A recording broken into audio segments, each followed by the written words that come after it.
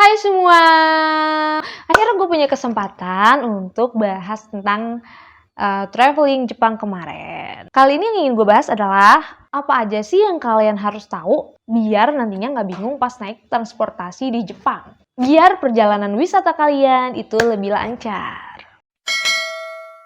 Yang pertama, wajib banget punya Suica Card. Suica Card itu adalah berupa kartu elektronik yang bisa digunakan untuk melakukan pembayaran di transportasi, ataupun juga bisa juga tuh buat kayak kita pas belanja-belanja di minimarket gitu. Jadi gimana cara pakainya? Tinggal di tap aja ke mesin. Belinya gampang banget sih, bisa beli di bandara, di stasiun kereta, dan juga kalau bisa juga di minimarket gitu. Berdasarkan pengalaman aku kemarin, kalau aku kan nyampainya tuh di Bandara Narita. Kalau di Bandara Narita, kita bisa langsung menuju ke bawah, ke B1, cari aja petunjuk menuju area kereta gitu, kereta bandara. Nanti di sana itu ada mesin otomatis dan juga ada counter tiket yang ada petugasnya. Kalau misalnya kalian ngerasa kesusahan untuk beli di mesin tiket, kalian bisa antri di counter tiket. Harganya itu kalau nggak salah minimal itu pertama kali 2.000 yen deh kalau nggak salah.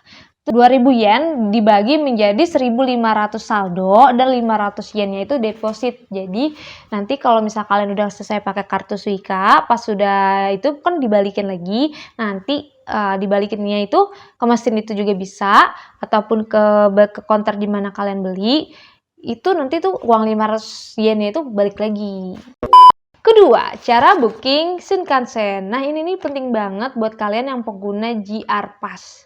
Jadi kalau misalnya kalian udah menukarkan voucher JR Pass kalian menjadi tiket JR Pass, jadi tiket JR Pass sekarang tuh kecil, kita ada baiknya reservasi sebelum kita berangkat. Soalnya ini untuk ngamanin bangku kalian sih, misalnya kalian kan mau pergi jauh, udah gitu ternyata malah nggak kebagian tempat duduk karena rame gitu kan. Karena di Jepang misalnya hari-hari libur tuh biasanya tuh rame banget sih Shinkansen. Nah, gimana cara reservasinya? Ada dua cara. Yang pertama itu ke counter tiket yang ada di stasiun, itu turis counter gitulah, area turis gitu. Nanti di sana kita bisa minta tolong petugas. Cuman minusnya nih, kalau di sana udah pasti tuh antrian rame banget, karena turis kan gak cuman kita doang kan, banyak banget kan turis dari negara lain. Kalau kita mau naik kereta jam 1, ternyata untuk ngantri aja butuh waktu yang lama. Kayak gue kemarin tuh waktu gue mau lihat Gunung Fuji, gue baru bisa dapat tiket itu kayak siang deh, sekitar jam 12-an, karena gue nggak tahu kalau misalnya gue tuh harus reservasi. Tapi emang kemarin tuh gue pakainya tuh Tokyo White Pass. Jadi kan gue kirain tuh kalau misalnya Tokyo White Pass waktu kita mau ke Kawaguchiko bisa tinggal tag doang. Tapi ternyata itu tuh nggak bisa, karena kita harus reservasi tiketnya ke tourist center. Gara-gara itu akhirnya waktu gue kebuang buat ngantri, dan akhirnya nyampe di Gunung Fuji pun sore. Jadi yang gue pelajari dari kemarin, better kalau misalnya mau puas melihat Gunung Fuji, karena kan kalau melihat Gunung Fuji itu kan bisa dari berbagai tempat ya, maksudnya ada banyak tempat rekomendasi yang bagus gitu untuk lihat.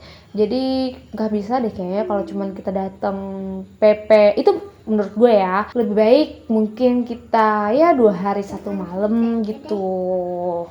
Nah, cara keduanya, kalau misalnya buat kalian-kalian yang gak mau ribet, lama-lama antri, ini cara yang gue anjurin, yaitu kita bisa langsung reservasi di mana? Di mesin ATM, di mesin karcis otomatis. Cuman buat yang pertama kali itu pasti akan bingung. Yang harus kalian notes adalah kode tiket JR Pass yang di bawah itu biasanya akan diminta untuk dimasukin sama nomor paspornya kalian yang kalian harus insert. Itu deh. Nah, kalau misalnya kalian bingung atau gimana, bisa aja tanya petugas. Tapi kadang-kadang tuh petugas suka nggak ada. Jadi, coba aja pakai teknik intip-intip tetangga sebelah. Bisa turis sebelah nih, dari negara lain. Intip-intip aja, nih gimana nih caranya gitu sih. Berikutnya, kalian harus note banget, stasiun-stasiun yang ada di Jepang itu kan gede banget. Jadi kalian jangan sampai salah nunggu platform ketika nunggu kereta. Kalian misalnya mau naik Shinkansen tapi ternyata nunggunya di platform kereta lokal. Emang biasanya di stasiun itu area kereta lokal sama kereta Shinkansen itu juga udah beda sendiri gitu. Saran juga nih ya, kalau misalnya kalian itu adalah wisatawan pertama kali yang menggunakan Shinkansen ataupun pertama kali di Jepang, mungkin kalian bisa naik Shinkansennya itu dari stasiun Ueno atau Shin Yokohama. Kenapa? Soalnya kalau kalian langsung mulai perjalanan pertama kali dari stasiun Tokyo, selamat. Karena kalian harus berkeliling, mengelilingi, mencari di manakah area Shinkansen itu berada. Ternyata harus kadang-kadang yang tadi kita turun terus kita naik turun agak lumayan, apalagi kalau misalnya kita geret-geret koper. Lumayan kan? Capek. Sedangkan kalau stasiun Ueno tuh nggak terlalu luas kayak stasiun Tokyo, jadi untuk area Shinkansen itu lebih mudah dicari.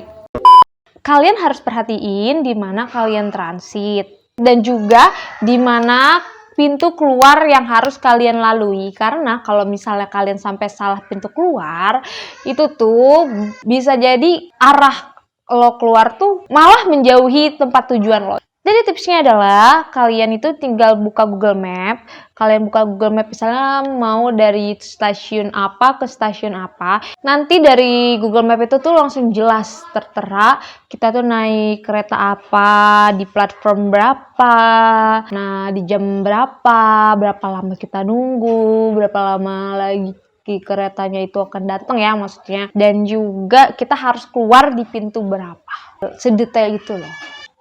Makanya penting banget kalian itu harus bawa power bank biar jadi handphonenya nggak lowbat. Kenapa penting banget untuk tahu pintu keluar stasiun? Jadi stasiun-stasiun besar yang ada di Jepang itu, misalnya stasiun Tokyo atau stasiun lainnya itu memiliki banyak banget pintu keluar. Jadi pasti jangan salah. Nah, gimana kalau misalnya kalian naik bus? Kalau naik bus kita bisa pakai Suica Card, tapi di beberapa tempat di desa-desa itu biasanya bus-busnya itu cuman terima uang koin gitu, uang tunai.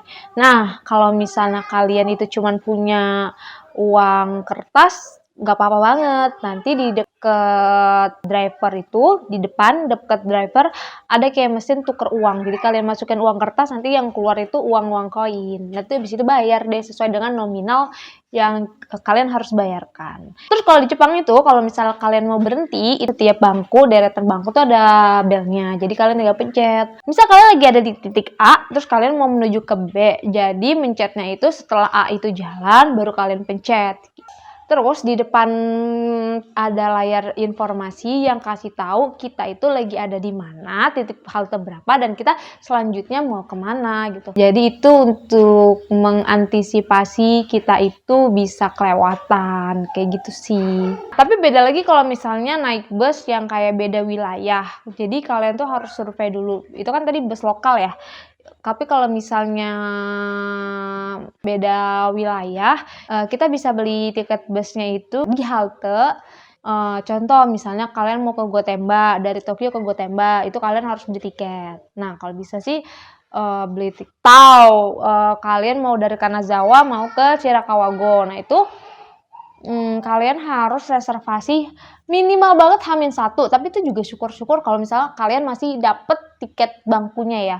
Karena apalagi kalau misalnya musim wisata ya itu tuh biasanya udah penuh. Jadi betternya sih ya jauh-jauh hari lah, H-7 kita udah bisa booking sih. Sampai di sini sesi kali ini. Nanti kalau misalnya kalian ada yang mau ditanya-tanya, tulis aja ya di share kolom komentar. Ataupun kalian misalnya mau sharing pengalaman selama memakai transportasi di Jepang, yuk kita berbagi pengalaman di kolom komentar. Terima kasih udah nonton. Jangan lupa subscribe untuk info-info menarik tentang traveling yang lain. Bye!